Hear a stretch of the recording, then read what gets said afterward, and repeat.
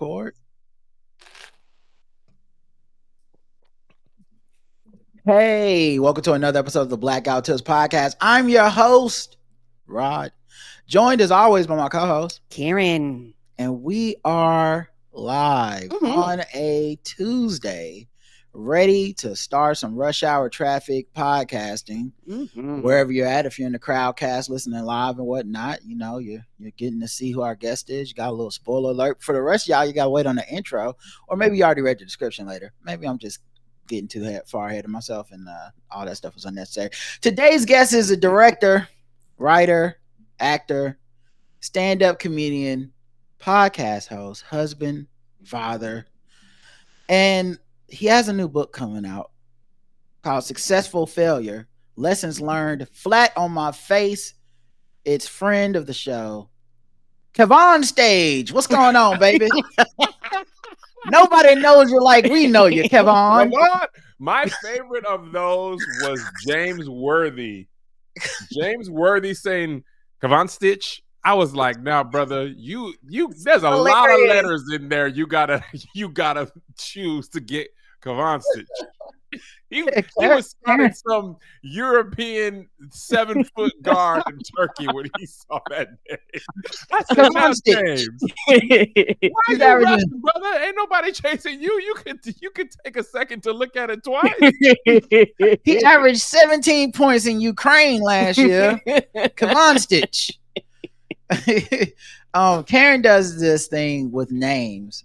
Because I promise y'all, Karen, she can read. Yes, I can. And she can read well. But yes, if it's a name, I don't know why. I don't know. And it doesn't have to be a complicated name. No, it does not. It's not gonna get done right. It's don't just ask me why. It's like as soon as you say, like, it can be John McDonald, and she like free. I've seen it happen. It's like her brain freezes halfway through, like I'm gonna mess it up, and then it's like John Mickey Doo. It's like I panic. There's nobody named Mickey Doo in the world. I panic and I don't know why.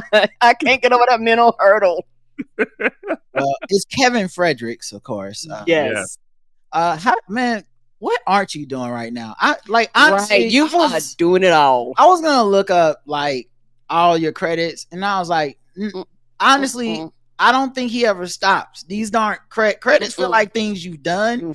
I feel like you're just doing a bunch of shit all the time, man. So what all are you doing? Okay. No flex. No, please flex. Yeah, flex. This is a flex.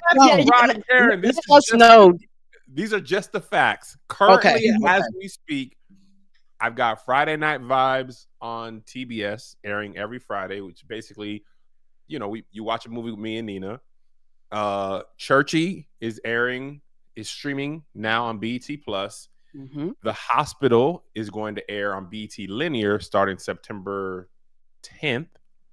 My book, Successful Failure, is coming out September 23rd. And the Bald Brothers tour begins September 27th in St. Louis, Missouri. And those are just the things that are announceable and openly talk aboutable. That you can tell us, right? Yes. Yeah. There's some deals that have closed and are closing that I don't want to preempt the press releases. But it feels crazy, man. I'm doing more podcasts than I've ever done before. And I've been saying this because it's true.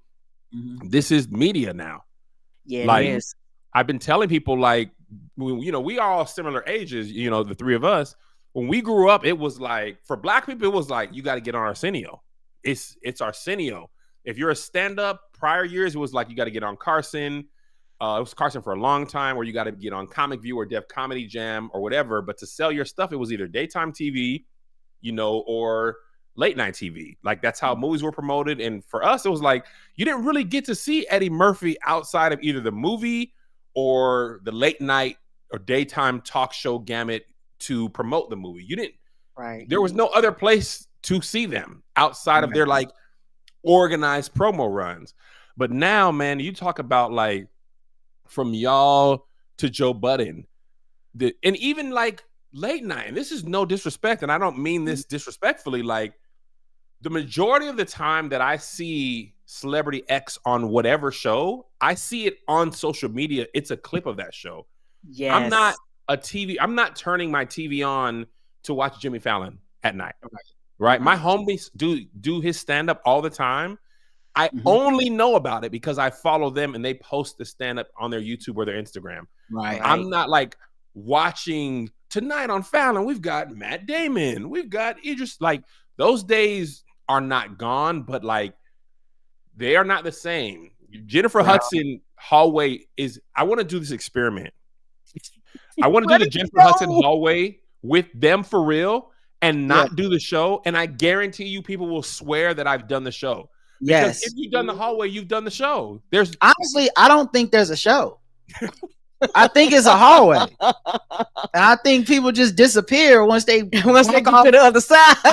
They get in the car and go back home. Because no one's ever shared an interview clip. Like, they've never been like, yo, did you know that Anthony Mackie was homeless when he was 10? And I'm like, what? Where'd you learn that? Did you didn't see the interview? No, zero people have heard that conversation before. Anything could be happening back there. I don't think they interview the people. I think they dance. Kidnapping celebrities at the end of the hallway. She just puts a black bag over your head. Just like, man, I ain't seen. Take them up in the van. We'll never see the people no more.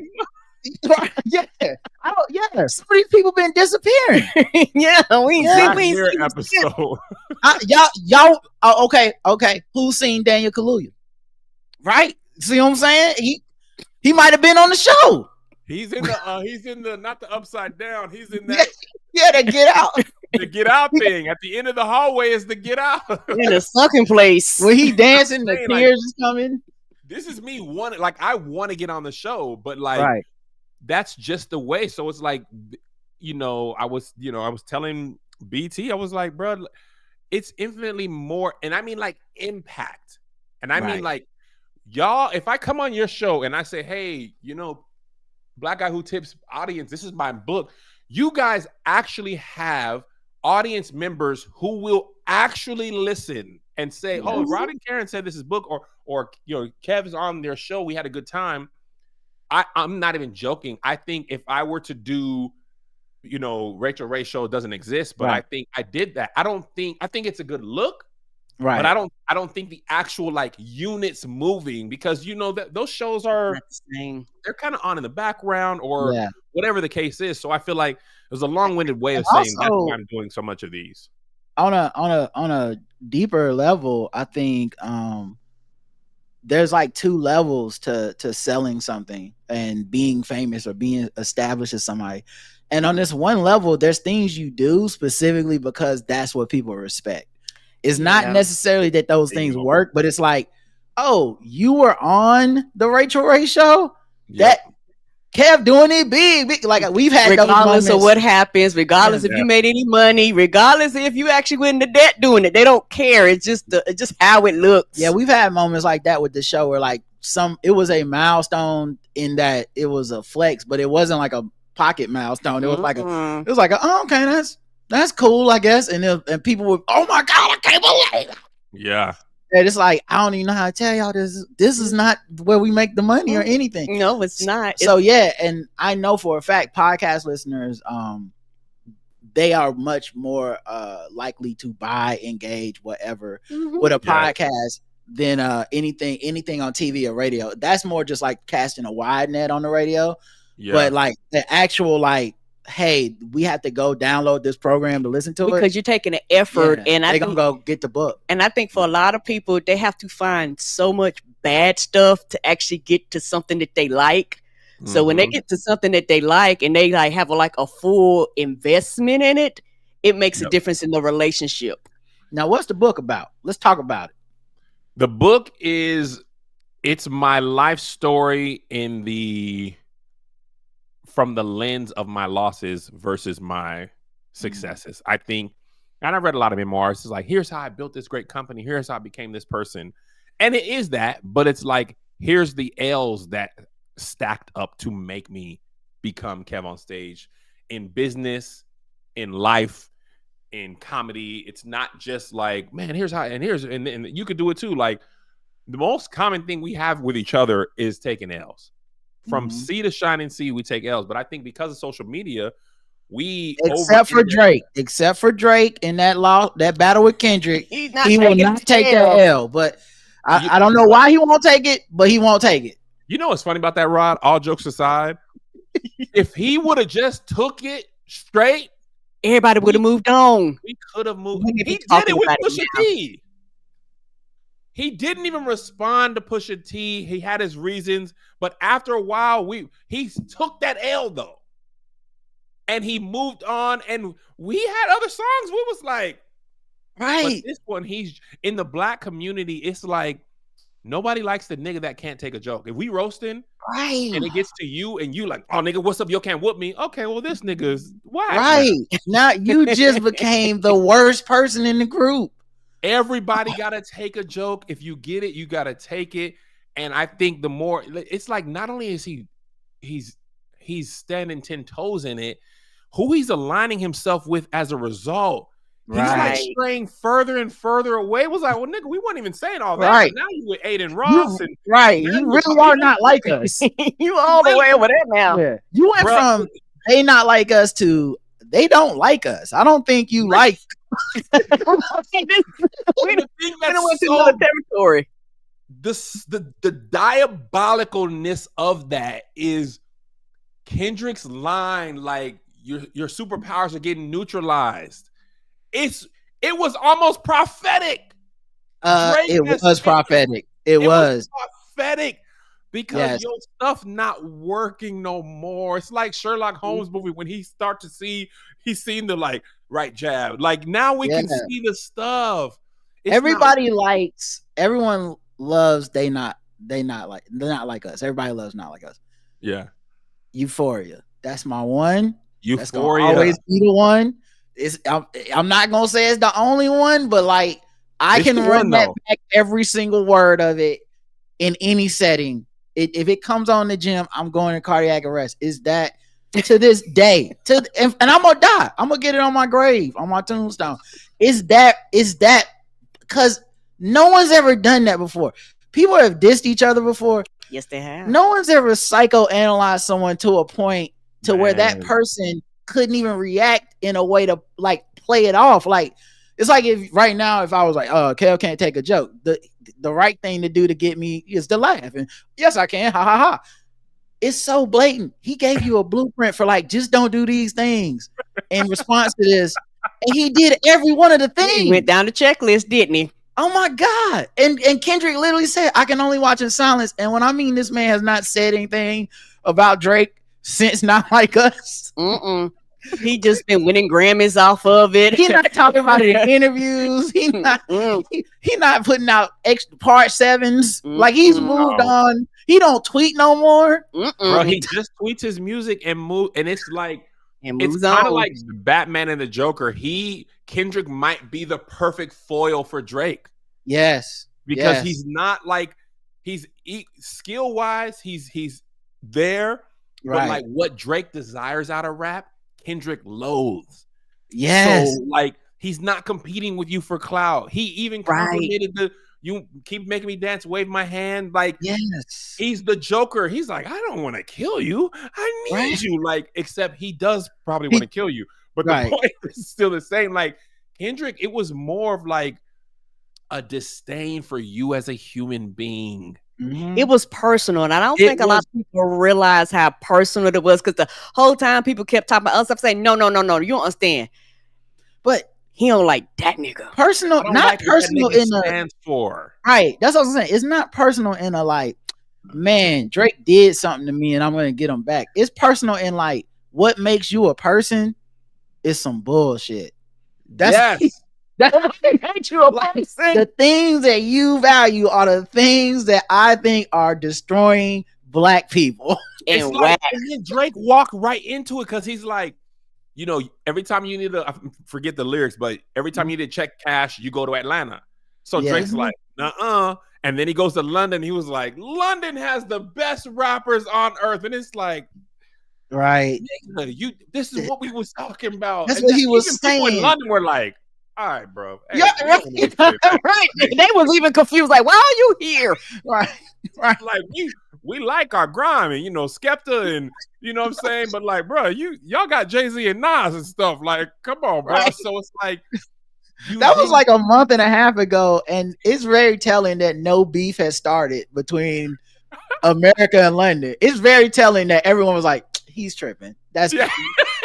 we're not it was like Joyner Lucas and Skepta. Then they was just like, all right, bro, we don't want to do this ourselves anymore. That thing lasted like 2 hours on Twitter one time. And y'all know it's bad when you're touring in the middle of a tour and you stop and just stop touring and then just never come back. Let 3 months. When he stopped, I was like, oh, he ain't never coming back on tour, y'all. It's never been this bad. No, people have gotten killed in beef and we're not going out this bad. Nope, they get more respect than Drake. Yes, they do. More. Ain't that sad? Because child, I'm not gonna lie. He stopped and Drake, Kendrick came to Charlotte and we was dancing. Like I'm sorry, sir. Oh man. So failure. You do know how to take an L and you learn from them, but you're not just learning from them. You're teaching from them. Yes. Continue on. Yeah, I think, man, honestly, I think it makes me more relatable. It was also just a different angle of a book. Like, not to say it's boring, but like pretty much every memoir follows the same formula, which is fine. I think as people, we like formulas. Is what we love about the movies. For the most part, we want it to end well, except Sunset Park. But book-wise, I wanted to, and it's also just funnier. As a comedian, it's funnier to tell you the crazy stories, the dumb mistakes, because I want people to know, like, not only did I make a lot of dumb mistakes, making bad deals is what made me make good deals. Being overly hype and people taking advantage of that is what made me realize, if you be too hyped, they're going to take advantage of it. And also a whole bunch of funny stuff just happened in my life. Like, and it's a funny way to tell stories. Unfortunately for me, the best version of the book is the audiobook. That doesn't count towards a New York Times bestseller, but it's cheaper for the audience and it's the better way to experience the thing. So if you got the little credits or the $11, get the audio version, brother. I know times is hard. I understand. $30, $35. Everybody ain't got it. But yeah, for me, it's for dreamers, creatives to be inspired, to learn from, because I'm going to tell you my mistakes. But if nothing else, if you just want some funny stories, it's got that too. I got the story about, when I doodled on myself. I got the story about how I lost. Yeah, Karen, I don't want to get into it. Just know that humbling. And it's happened to everybody at one point in time. Were there any stories that, like, when you came up with your first draft, you was like, not that one, and then it still ended up coming, and it still ended up in the book? No, some of these I was holding back before I even got a book deal. I was like, if I ever get a book, I'm gonna tell this story. I didn't want to just put it out for free on the internet. Wanted to tell it at some point. Yeah, I wanted to tell it. Because I feel like if I had a book of my biggest L's and sent it to the editor, they'd be like, you got bigger L's than this. And I'm like, I got somewhere I legally, I have to say this. I can't legally say a person stole from me. Right. I can just say that the money was not properly accounted for and then heavily infer what actually happened. Amen. Right. But when that happened, I remember being like, I would tell my friends and stuff, but I was like, I can't just put this on social media just for a random video. You're gonna pay for this. I don't blame you. You got it. And also I wanted it to be like, if you're in the stage crew, I always, because stage crew watches everything I do. They're in here right now. Shout out to the stage crew. But I wanted them to be like, oh, dang, Kevin ain't never talked about this before. Like, no matter how long you've been in the stage crew, some of these stories you have not heard because I purposely didn't talk about them publicly. So I wanted to leave some stuff just in case, because you got to have a story to sell the book. You know what I'm saying? After what happened with Hassan Minaj too, where like when he tried to do his last special and then somebody like went and found the person, even though he had changed details, I could see why you'd be like, let me sell this. Like before, like, I don't know how crazy y'all gonna get, but hopefully this story, I don't, like you said, I don't want to say someone stole from me and then I'm getting sued by the thief. Yeah. I never said that I didn't say stole from me. Yeah, I feel you on that. what about the podcast too? You're still doing the podcast. You didn't even mention that. Yeah, here's the thing? Yeah. Mm-hmm. Yeah, man, listen, let me tell you what. We shot with here's the thing today. Angel Lakita Moore Tainsley, the actress, is a godsend. If she was a mutant, she'd be Omega level mutant. Yeah. She's like She's the Jean Grey. best. She is a freaking monster when it comes to sit down comedy, stand up wise as well. But she is so freaking funny, and we play off each other. We call ourselves the Unruly Cousins because we play off each other so well. And honestly, if I can toot my own horn, probably my best skill is I can find an amazing talent, align with them, and then just let them rock. And when I get from Angel, I'd be like, this nigga is so funny, man. She's just like, she would have been my friend in high school. She would have been my nigga. Like, I wouldn't even try to holler at Angel. I would have been like, what up, my nigga? Dap me up. What y'all got going on? Like, she's a quintessential great homegirl. Right. And that's why the podcast works. Like, there was a time after my previous co-host where I tried to do it by myself, and I realized everybody's not gifted in this solo podcast. God gives certain people that. He did not give that to me. But Angel is great, and you know, it's a great connection. And y'all toured with that for like what, last year, year before? We toured with that last year, maybe last year. Yeah, early last year we did about 10, 12 Stay days. with a job, bro. You and Pedro Pascal. If you ever meet Pedro, you could be like, bruh, you need to get a couple more jobs, man. You get like me, player. Yeah, always doing Pascal, boy, I know a movie script. Hate to see him coming because he's getting that role. He getting that role, ain't it? That role, man. Yeah, but like, this ain't even made for your ethnicity. Make it. They don't make it enough. At this point, when I watch a show and he not on it, I'll be like, wait, let me double check let me go check the cast on IMDb. Because Last of Us is a full ass white man in that video game. Yeah, he was. Yeah. I wonder he like fires his agent when he don't get something. Like, they got to be stressed. They might be Pedro Martin Luther King, man. They'd be like, you know what I'm saying? I don't even want to do that, but it's Pedro. Like, I saw a movie trailer today, and I wasn't in it.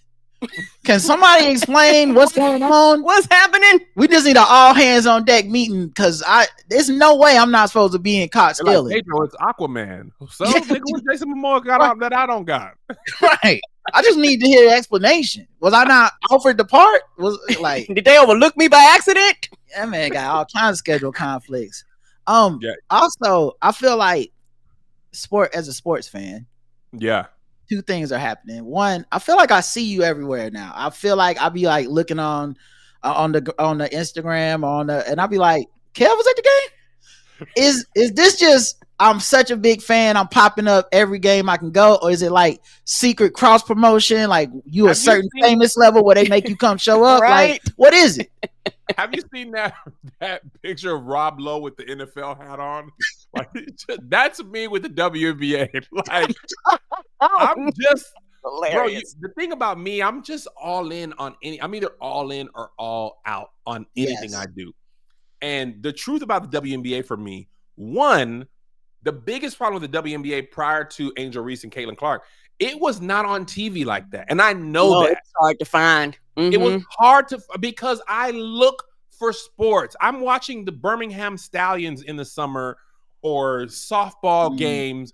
I easily would have watched the WNBA. I used to watch it when I was in Seattle because the Storm was the only good team in Seattle for pretty much many years. We wasn't getting no titles if the Storm didn't win them when Sue Bird was there.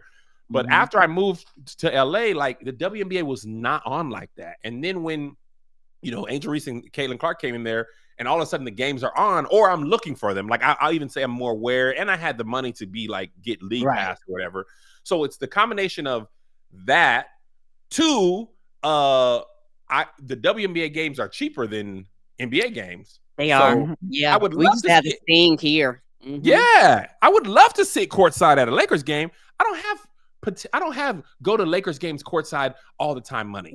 Tickets are, they can get up to what cars are. Like, yes, I believe it in LA. Yeah, WNBA game, I can sit courtside. That's more my realm. And then the third thing is I just be going, and the social teams, if they are black, there's a high probability that they know me and they find me. They like, hey, do you want to be on? And I want my mug everywhere. I want to be. Yeah. So like, I want people who block me to be like, why is he on my Las Vegas? Yes. You block me. Make haters hate more. No, you can't have nothing. I am inevitable. How did he get here? He beat algorithms. Right. Yeah, I can't have nothing. I just want to watch the Connecticut Sun lose by 40, and here comes this. Like my favorite thing that I've done, and I just wish I could be a fly on the wall for somebody who blocked me and check their Spectrum mail, and my face is like, because what you gonna do? Not pay your cable bill? I'm in your mail. I'm inside your home. I'm in your junk mail. Like, I'm on Billboard, so that's my goal. I want you to be so annoyed that you I don't even have Spectrum, which maybe that's why we get. Well, honestly, I feel like not having it, I see your face more. Because they be sending me mail every day. Like, is Kev on stage? You sure? All right, see you tomorrow. Same time tomorrow. Hey, you know Tony Baker? Hey, come on in here too. We be seeing the whole crew. Yeah, they trying to get me. So you've been going to these games, but also WWE. I feel like I see you there.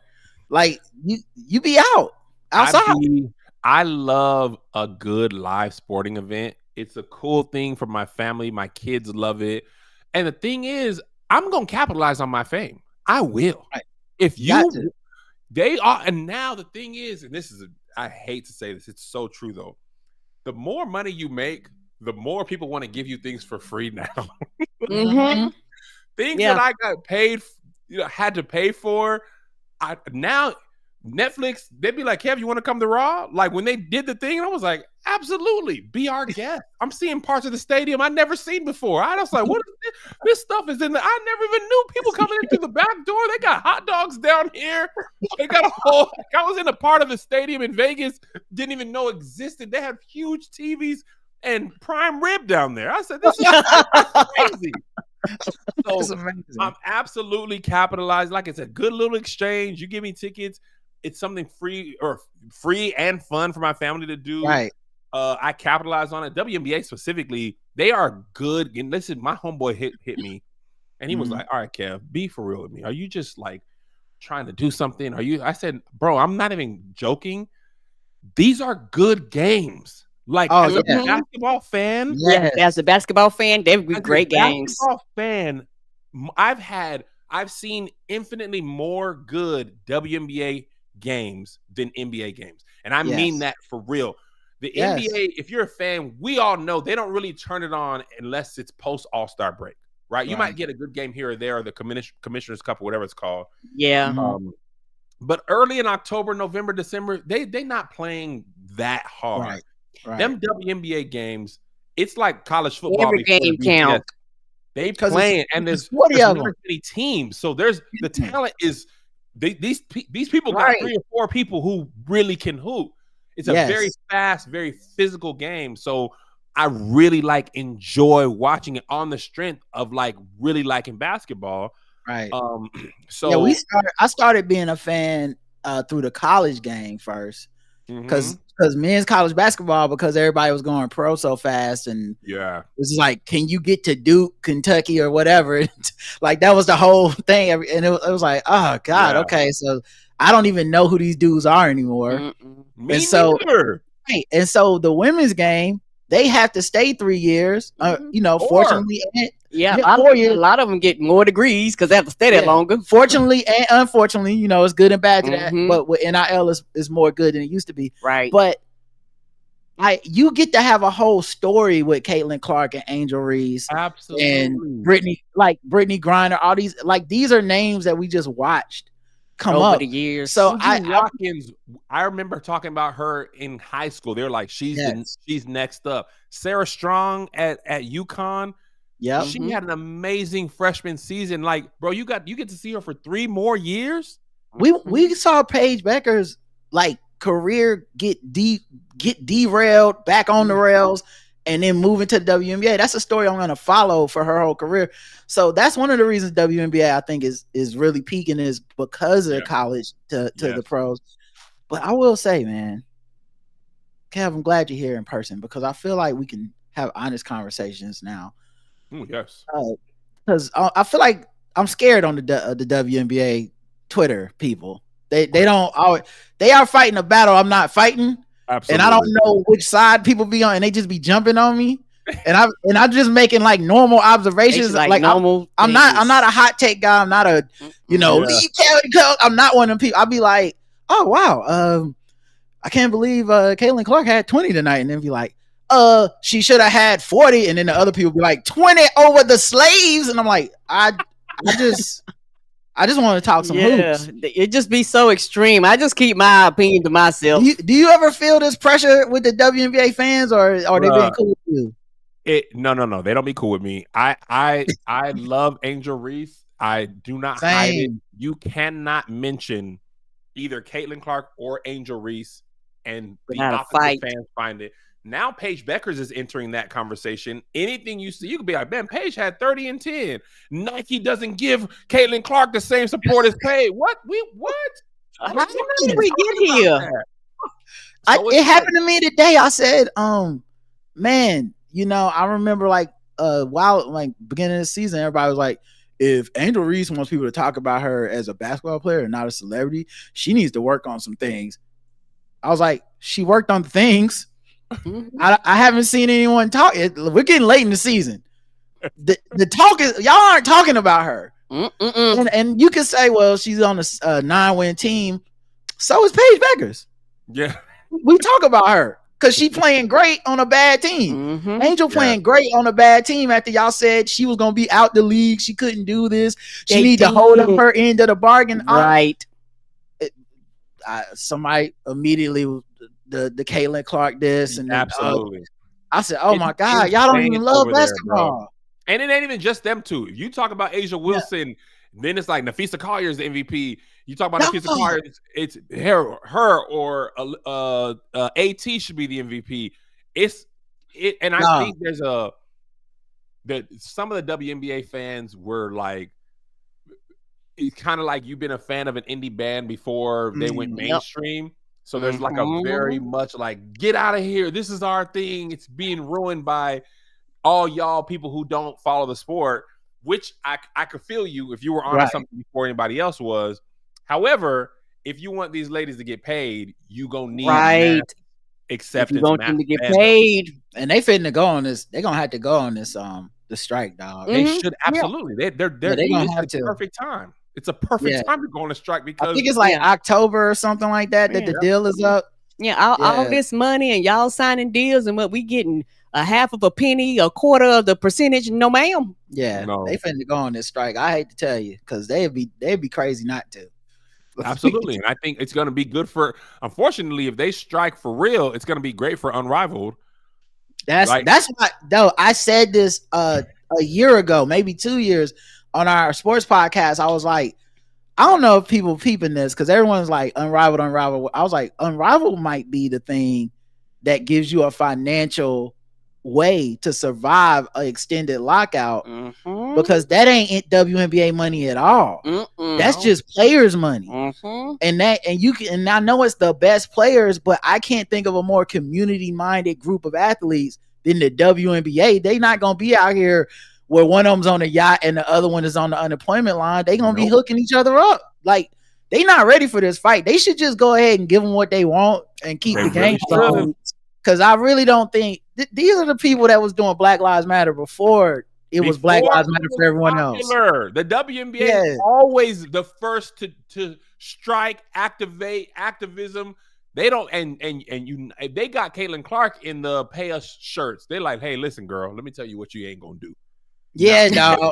we all trying to get paid. The own I want to say it was Atlanta one of the teams. Yeah, they got her off the team because she was MAGA. Yeah, the team it was like you got to stop owning the team. That wasn't you got caught being racist and talking bad about Magic Johnson. We're gonna have a trial and then we're gonna vote.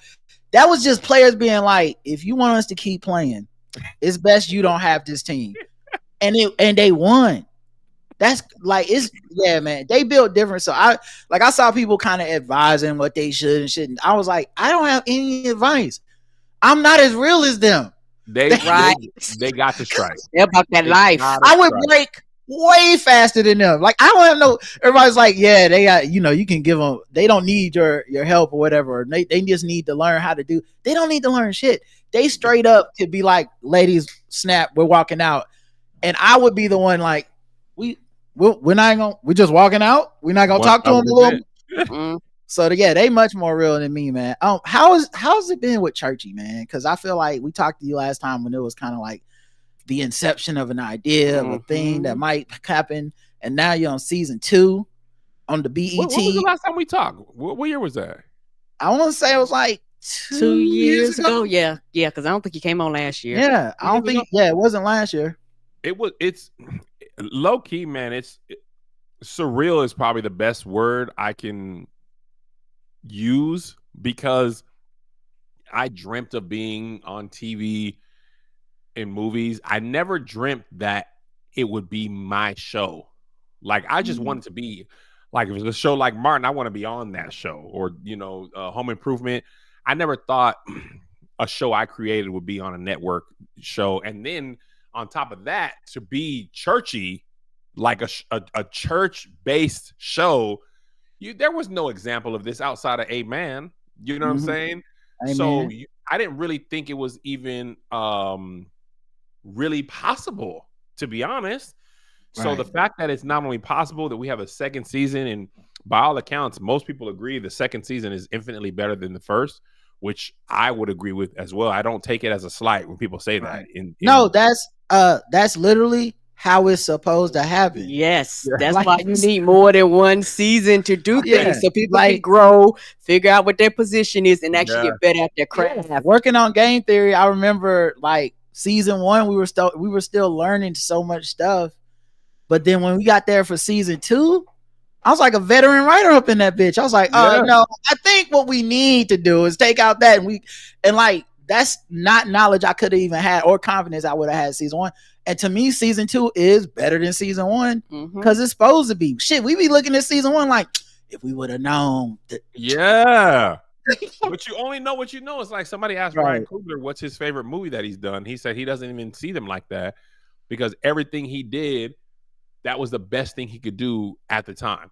Like, Fruit Bowl was as good as a movie he could make when he made it, and so was Creed and Creed 2, Black Panther 1 and 2, and then I don't think he did 2, but I think he did Sinners. And no, he did. Maybe he didn't do Creed 2. I think he did. Yeah, I know what you're saying though. Yeah, he definitely did Creed 1, Black Panther 1 and 2, and then Sinners. Yeah, there you go. Yeah. So, and I think that's how churchy is. Like, if I look back, I used to kind of get embarrassed at the old stuff I made, but then I just kind of switched my perspectives and thought, man, I only knew what I knew, and I only had the resources that I had. I didn't have, like, for example, this season 2 of Churchy, the BT exec, the creative exec we had, she has history, 20, 30 years in the game in TV. She's made a lot of TV. Her notes are more valuable than somebody else who has zero experience, or Churchy was their first experience. So, and now season 3, we could take everything we learned from season 3 and make that better. But I think it's truly a blessing to even get a season 2. I really hope we get a season 3, because a lot of black shows to get them first 2 seasons, and then they be gone. Yep. They be like, and that's the DEI. Got it. Check. We met the quota, and everybody claps. We always do 2 seasons because everybody think you just do 1, but that's racist. You do 2 seasons, and then you check it off, and you got the thing. Because that feels like every black show just about ever is at least in the last 5 to 6 years. I feel like every black show is like, oh, the show's coming out, boom, oh, they're getting a season 2, okay, and then it'd be like canceled. And so many of them deserve a season 3, but I would say it's kind of a gift to me. Like, now that I've worked in that field, it's such a gift when they do tell you we're not renewing you, and then you get to make your whole story. Like, you can finish your story, right? As opposed to like that, you turn in season 2, and then 5 seconds after you turn it in, they're like, "Oh, can we talk to you?" Yeah, it's no season. Like, oh, you knew that.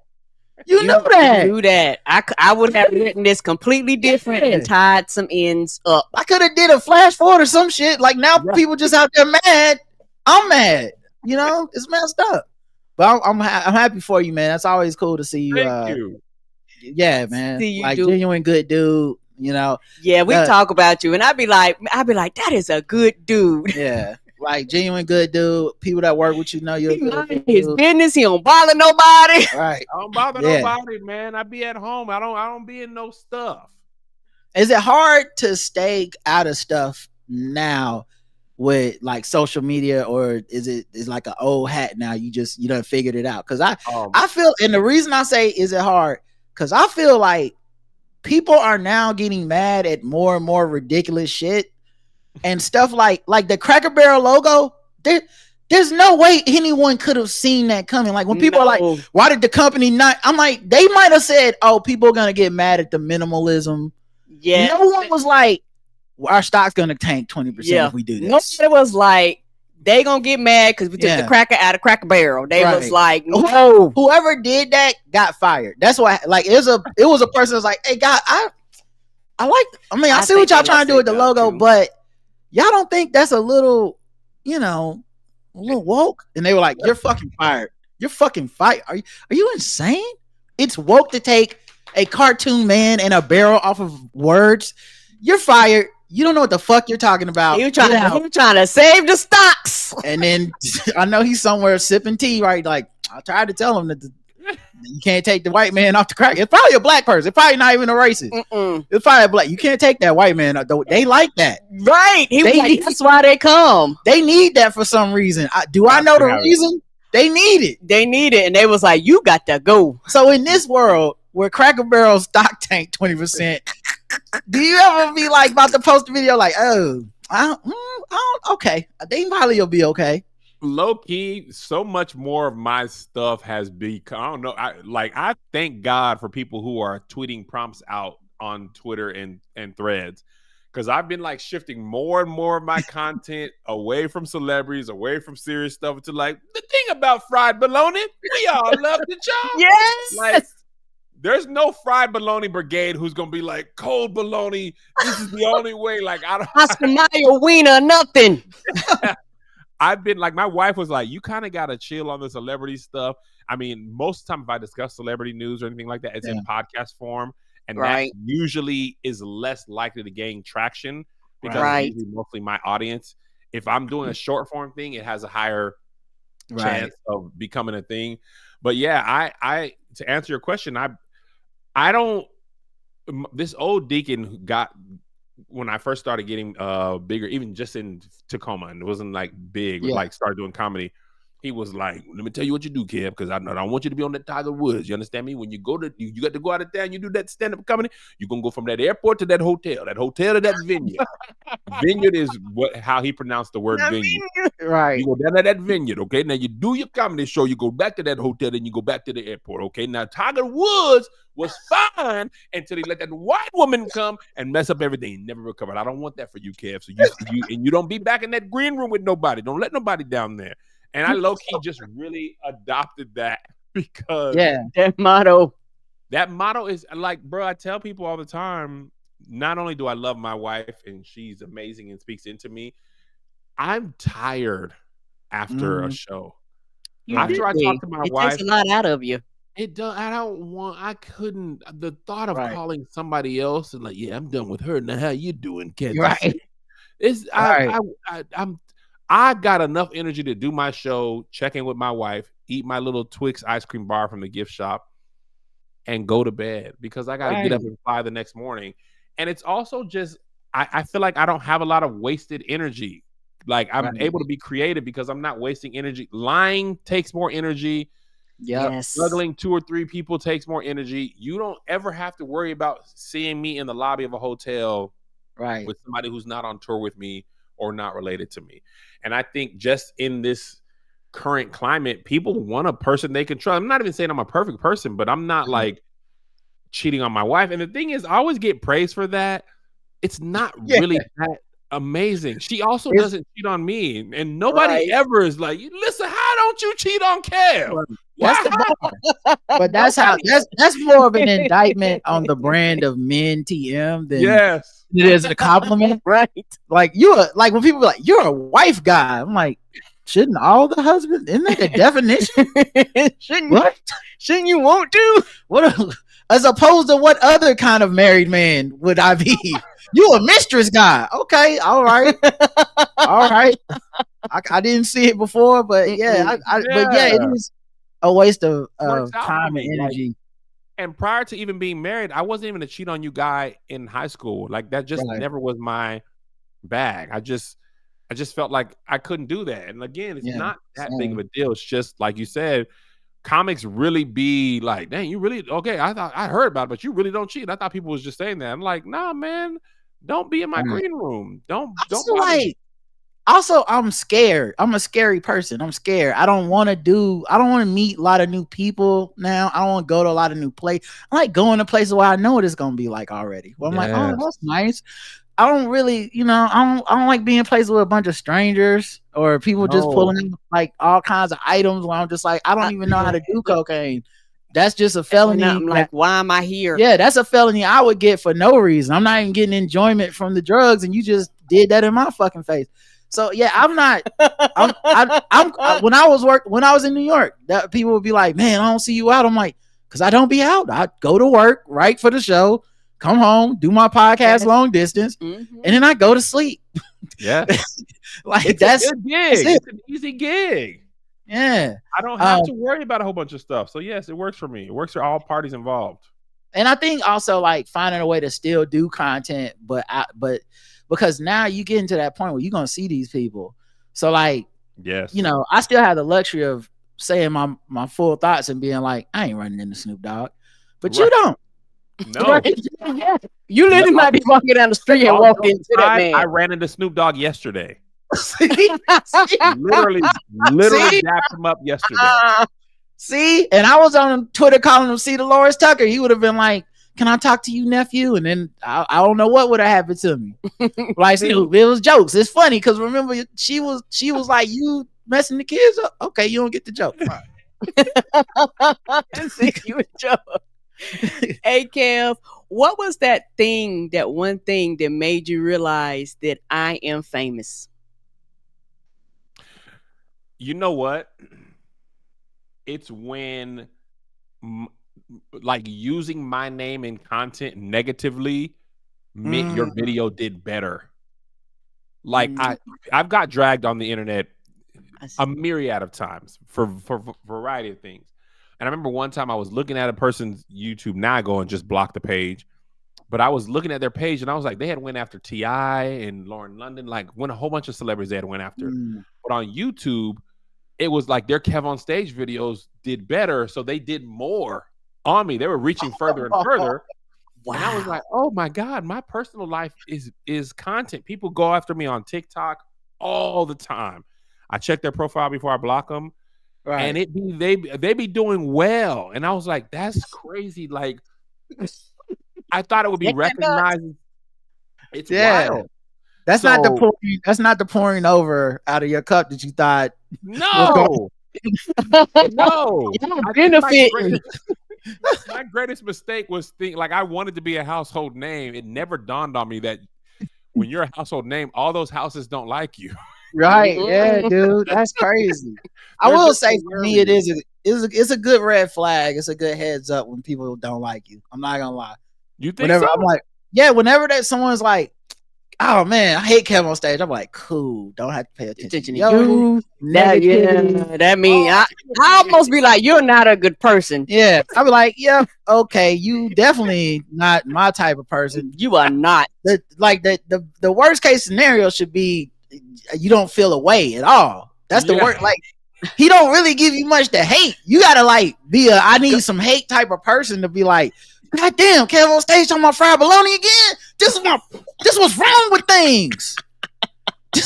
You want to burn everything down. There's something wrong internally with you. This why the troops in DC. And it really is like I really had to settle with that because I'm like, man, I don't be even really taking strong stances on a lot of things. If it's not like black issues, I don't take a lot of strong stances. My content is silly and wholesome, but some niggas don't like silly or wholesome. Okay, they don't. Nigga, you ain't from the streets. Nigga, like I like hood comedy. This nigga smiling. Okay, he's putting it out there. Right. And I had to accept that. Some people don't like wholesome. So, which is funny though to be like, I like hood comedy. It's comedy. You're laughing, guys. It's not. It's not. It's not really a rivalry at all if you think about it. I laugh harder at other things than this. Yeah. Like, okay. All right. Oh, thank you. Go find those things that make you happy. I do want to ask you. I feel like we would be remiss not to. Where are you at in your anime journey right now? Because I've been enjoying the anime, as fellow anime nerds. Yeah, I've been enjoying your anime journey. You talk about it, yeah. When you begin to see some of them classics, I'd be like, oh yes. Here's where I'm at. I'm glad you guys asked that. I'm watching JoJo's Bizarre Adventures. I'm on the 3rd season. It's not a show that some shows get a lot of videos out of me. Yeah. JoJo's ain't that. I'm just watching it and I'm just like, I only make the videos when I'm inspired to make them. I just and that show, like, I made a few tweets, but it ain't got a video out of me. It's too crazy. JoJo is everywhere. JoJo is already crazier than you can make fun of it for being. Yeah, whatever you imagine, JoJo goes over the top. There was a season where Jodeci was the outro song, and I was just like, yes, for no reason. And it slapped too every single time. The anime would go off, and then you would hear every time I close my eyes. You be like, this is an anime. I was like, okay. The whole damn song. Y'all get it. No notes. And I love that, like, after season 2, they were just like, man, Hamon is dumb. We got stands now. They just totally changed the whole thing about the show with no warning, which was nothing. A great intro. Like, right. But it also made me feel crazy. Because I was like, nah, the last time, what? That wasn't. Hamon was a lot, but then the stand was like, okay, well, Hamon is out now. Stands is better. Stands is way better. But I think when I finish this, I'll probably go back to One Piece, and I'll probably go an arc or two, and then a show arc. Long journey. Yeah. As soon as I saw you say One Piece, I said, "Oh man, the videos are done." 55-year journey. The videos are done, and I'm not going to even try and like blow through it, because then I feel like I would just be watching to watch. Like, once I get tired of it, I'm just take a break and watch something new, get the excitement up again. But One Piece will generate some videos no matter what. They got big fans. People love One Piece. Yeah. Do you go to the theater and see any of these anime movies? Because we've been going to see some of these, but they're more current series than I haven't been yet. I think Demon Slayer had a movie. Yeah, but I haven't watched that one yet. I could see myself doing it. I gotta once I get done with an arc or two of One Piece, I'll switch to something else. But bro, it's also like, I already felt like there was too many things to watch on TV when I wasn't watching it. Yeah, then you add anime, it's a whole nother thing. Yeah, and other things that I still want to watch. Like, I still want to watch like Last King of the Mayor of Kingstown, or I was just watching the SEC version of Hard Knocks. So it's just like, it's impossible to catch up with all this stuff. There's just no anime that somebody ain't seen. It don't matter what it is. It don't matter what it is. And it's their favorite. I'm not trying to rush anymore. I'm just enjoying it as I go along, and it's better for me that way. All right, let's play a game. Okay, cool. Right. Then we're gonna get you out of here. We're gonna play a game. It's a little game we call Guess the Race. Before you do this, can I tell y'all, I wanted to steal this from y'all so bad. This idea is so good. When we did this last time, I said, this is a brilliant segment. If I didn't know them well and I was the stealing type, I would go the founder on y'all with this segment. Turn it into that's how I knew you was a stand-up guy. Because you told me that. That's hilarious. You told me that, and then you didn't steal it. And I said, that's a good man. If this would have been Diddy, we would have been in court right now. You know? Right? Like, can we just get the royalties from the staff? Like, brother, such a good segment. I love this. Love it. Love he has his own theme song. Nobody tried to steal it from you yet. Oh, they have. They have tried. They have tried. Oh, okay. See, that's how you know it's a good idea. Some of them they name it different things. Some of them, we just don't acknowledge them. But it's a good idea if somebody ain't try to steal it. Yeah, and you can't steal the sauce. You gotta You gotta get it cooked just right. So yeah, it does have a theme song. Let me pull up the theme music real quick. Oh my god, where did I put it? Nope, that's the long version. That's the short version. That's the Trying to find the right version. There we go. No wait, I still hit the wrong button. Son of a bitch. I said you about to take us to a whole nother segment. Yeah. Listen, guys, I've been smoking a little something. All right, guess the race.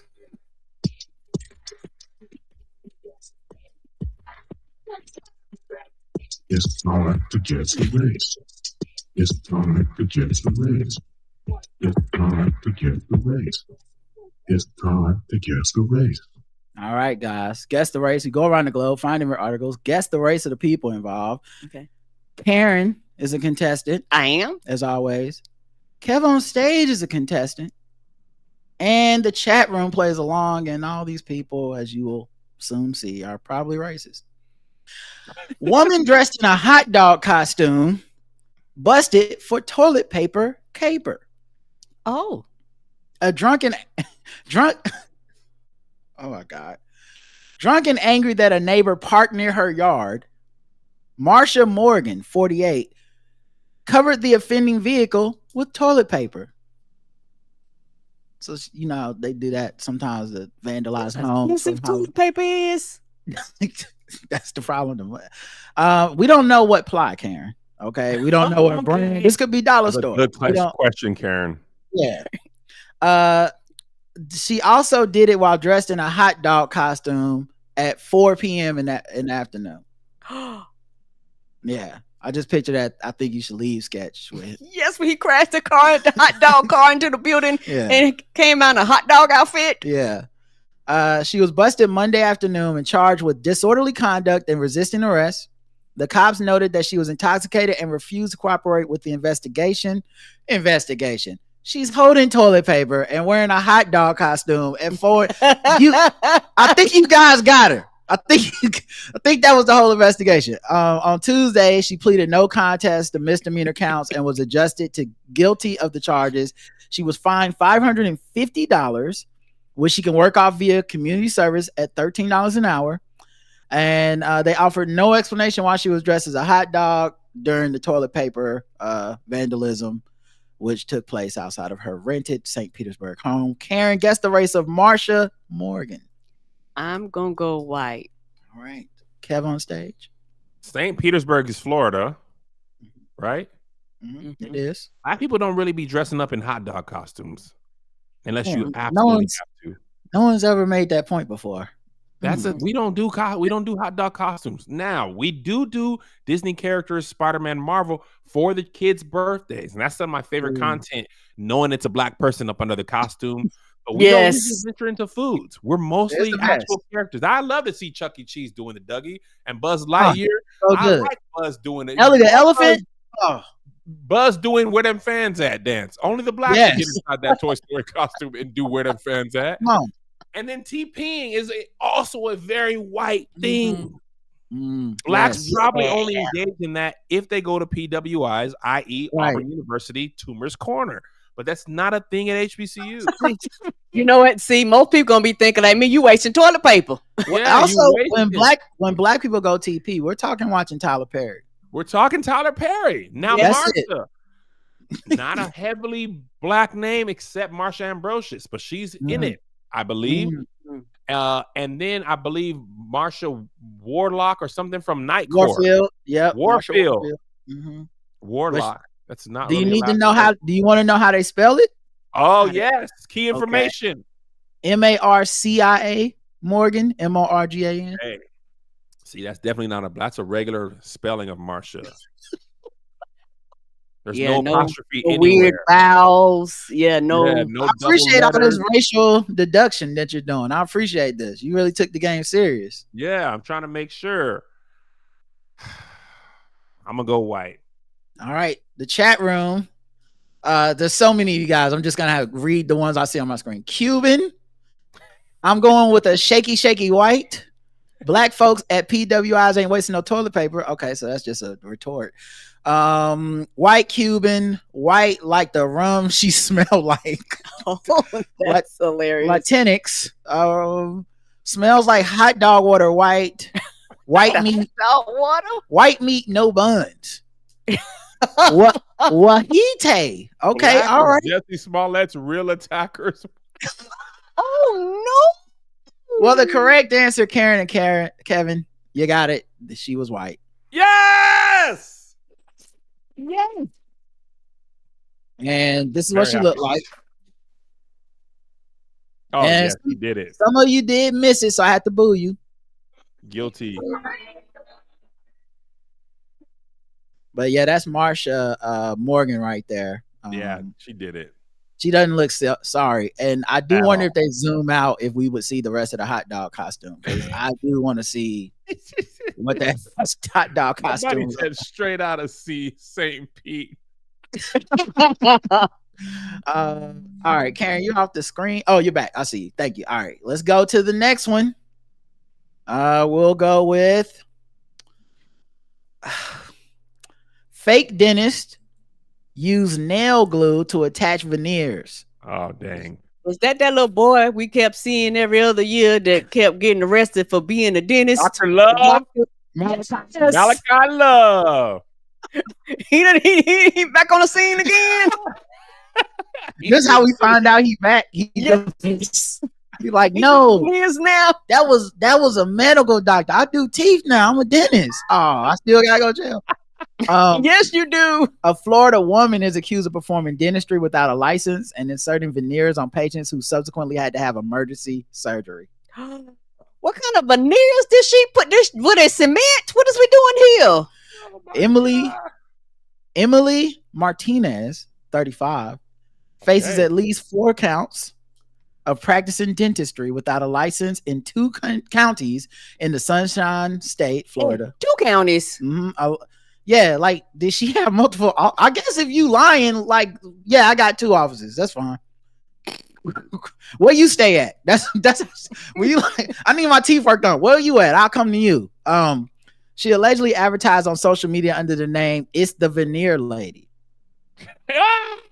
Oh no, man! Oh no, y'all go ahead and pay full price for them veneers and quit messing around. Everything can't be bargain low prices. You know our country is down bad because there's people that get their news from Instagram, but I didn't think there was people that get their teeth. Oh yeah, that's a lot, dog. So she said she would insert the veneers for a dramatically cheaper price than the going rate. Of course, because she ain't qualified. In one case, she incorrectly put in veneers, causing the patient pain and injury. A real dentist had to perform emergency dental surgery to save her natural teeth and discovered that Martinez allegedly had used nail glue to insert the veneers. I can see how you make that mistake. Like, you're not a doctor already. Nail glue, teeth glue, like nails, teeth, they kind of the same. You know, worst case scenario, this person goes to emergency surgery. Nail for your nails, or nails for like a roof? Nails. Okay. Fingernails, I'm guessing. Right? Because there's no such thing as nail glue. That a nail makes things stick to it. That's true. I like that you thought that was a possibility. You know? I was like, if a roofer make a mistake, just put some glue on it. What is we doing here? We can fix this bad boy up. This nail isn't working, boss. Yeah. It's like the nail is going in, but it's not making nothing else stick to it. Do we have some glue? Do we got some glue? So get these shingles to lay down. She presented herself as a licensed professional, but later they learned she had no certificate. In another case, a victim suffered ongoing consequences from the work that was $1,600, but the veneers kept falling off. So they don't even stay in. The defendant tried putting them back in on 2 different occasions, but the same problem persisted. And Martinez refused to refund the victim and ceased contact. Oh, you didn't ghost. Oh, come on. You can't ghost somebody after you done put nail glue on the. Come on, man. Wow. It's wild out here, y'all. Check the Better Business Bureau. Karen, guess the race of Emily Martinez. Latina. All right. What about you, Kev? Fake veneers is a heavily indexed black business. Atlanta, there was just crawling with fake veneer people. Oh, We over-index in the fake veneer business. I can't think of a black woman named Emily in my life. I just tweeted this while you were reading this. I don't think I've ever known a black Emily ever. I've known black Sarahs and Hannahs and Taylors and but Emily is, I don't know none in my 42 years. I can't think of nobody famous. Would you like to know the spelling? Yes. Emily Martinez. Emily is spelled Emely, and Martinez is spelled Martinez. Okay, so if a black person were to be named Emily, they would have to go double E. That would be the spelling. We gotta go a different. We gotta switch it up. If we gonna do it, we can't just go Emily. That is true. That is true. But that Martinez is Emily. Is it an Afro Latina with the veneers? Did she marry in to the Martinez family? But she's just regular black. Possibility. I don't have enough information. Emily Martinez, I feel confident, even if I'm wrong, I deduced correctly that she's a Latinx. All right, let's check the chat room. Latinx, Mexican, Dominican. Damn, y'all got super specific. Puerto Rican. I don't even think that's a race. Black would be Emily. She is definitely Hispanic descent. Kev, you versus just say Latina. Okay, I don't know what that means. If they're the Home Depot doer, get her done. Deportee. Come on. Oh no. All right. The correct answer is Latinx. Karen and Kevin got it correct.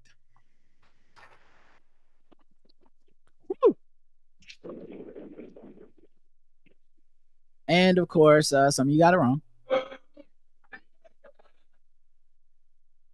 But here she is up here. She looked like a veneer applicator.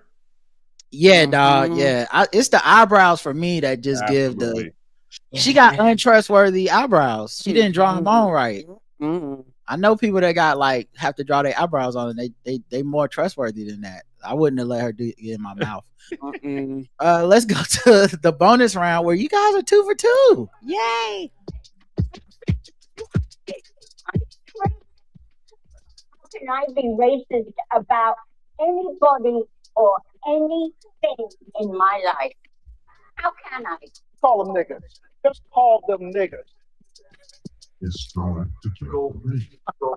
It's time to get the race. Biscuit eating, monkey eat, baboon, big guy, fast rock, high jumping, spear chucking, 360-degree basketball.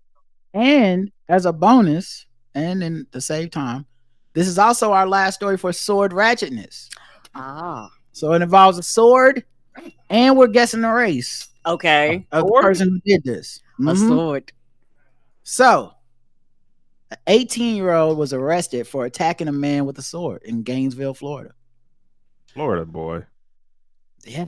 They be having a hard time. I think all 3 of the stories been from Florida, ain't they? I don't know if it, years of doing this show, I don't know if it's that if Florida has literally the worst people, or Florida has the worst laws for protecting your identity when you're accused of a crime.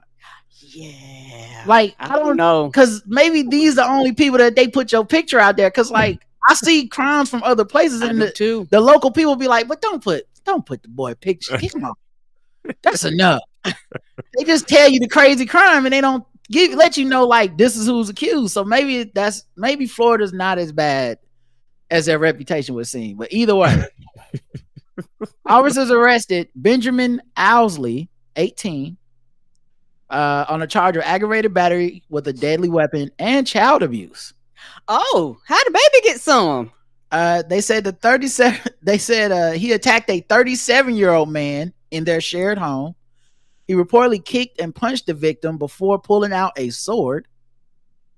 The victim was unsure if he was actually hit with the sword. However, he had a cut on his leg, and the witnesses say he was hit with the sword. He hit this man so hard with that sword, he couldn't remember he got hit with the sword. What a hit. He had all the evidence. He was cut on the leg. And the police are like, so you got cut with the sword? He's like, I don't know. I don't remember. I don't know what he just hit me. I don't know. But anyway, 2 children were watching the attack, which is how you get the child abuse charges. Right. And he admitted to the deputies that the children could have been hurt as he swung the blade. So it's a very honest man that would kill someone with a sword. Karen, guess the race of Mr. Benjamin Owsley. Benjamin Owsley. I'm gonna go white, like Benjamin Button. All right. Kevin. Niggas don't be having swords that much. I'm gonna go white. Let's check the chat room. Both white and both perp and the victim on meth. I think Ben is black. White because black men don't stick around the kids. Oh no. Oh, come on, man. Sometimes the racism cuts both ways. Sometimes it cuts us too, guys. This is the game. Florida white, Caucasian cut up. Didn't know I couldn't do that white. Talk about bleach cosplay white. Owsley thought he was the Highlander white.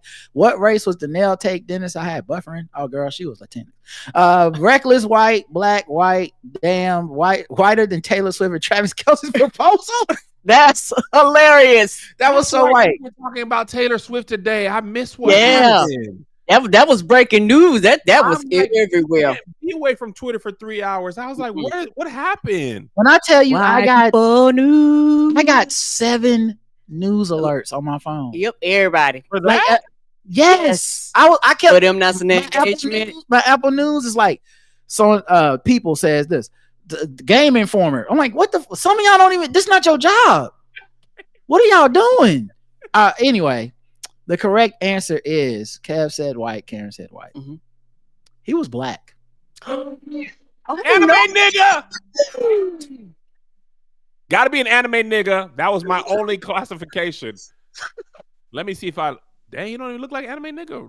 Traditional anime nigga. Nah, I don't know. No, That's tricky black. A few of you did get it right, which I'll give you guys the golf clap because.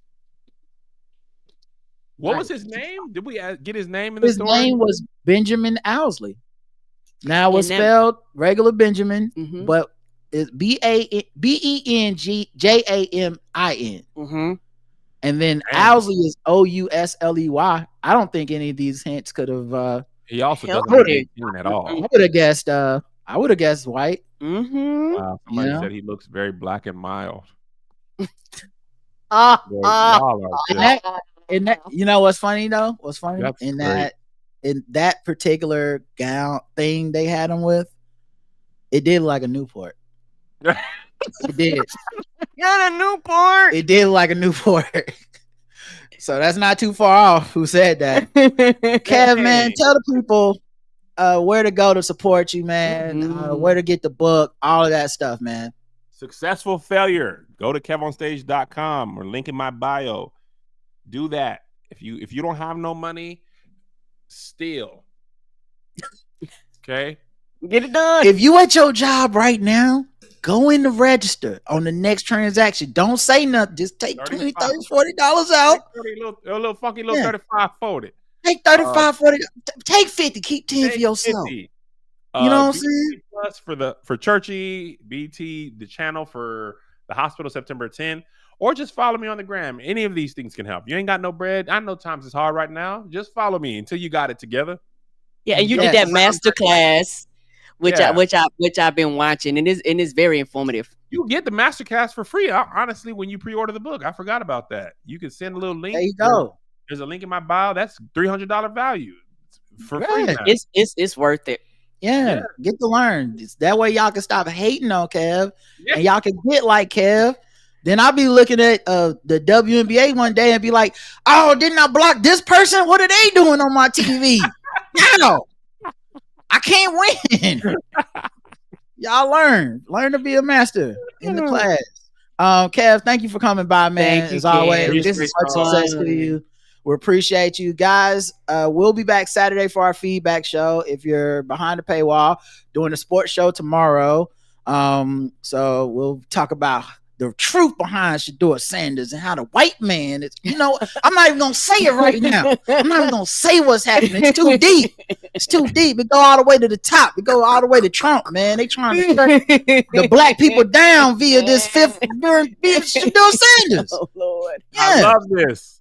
Y'all worry about the National Guard coming to Chicago? You need to be worried about the Chicago Bears coming to Cleveland. But y'all ain't ready for that conversation. No, they not. We'll talk about it on Saturday. Until next time, I love you. I love you too. Mwah. Bye. Bye, Thank Kev. you. Appreciate you.